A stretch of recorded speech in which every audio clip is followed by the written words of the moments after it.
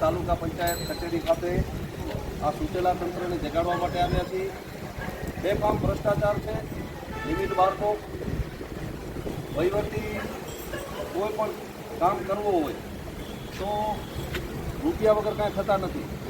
બાંધકામ શાખાની અંદર વિકાસ કામોના વર્ક ઓર્ડર એસ્ટિમેટ બનાવવાના હોય તો એ રૂપિયા આપો અને ટકાવારી આપો તો જ કામ થાય છે।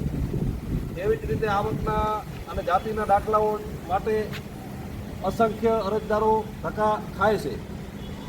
મનરેગાના કામો સમગ્ર તાલુકામાં બંધ છે, કામો કરાવવા માટે આ તંત્રને કોઈ રસ નથી।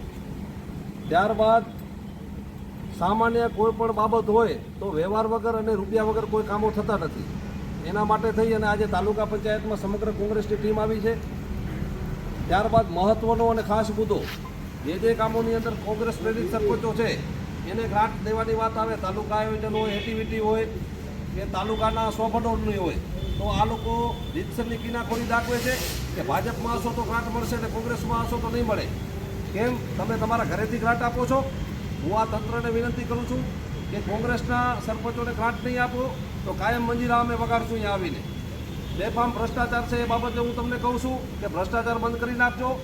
કાલે સવારે તમારી નોકરીઓ ઉપર આવી ન બને, એસીબીના છટકામાં તલાટીઓ હોય કે તમારા અધિકારીઓ હોય કાયમ આવી જાય એમ છે।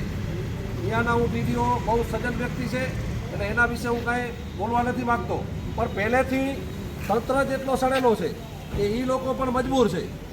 આજે મફત પ્લોટ યોજના હોય કે આવાસ યોજના હોય એની અંદર તમે 5,000 10,000ની રકમ આપો તો જ કામ થાય। અરે યાર, ગરીબ માણસો તમને રૂપિયા આપે તો જ તમે કામ કરો, તમને શરમ નથી આવતી?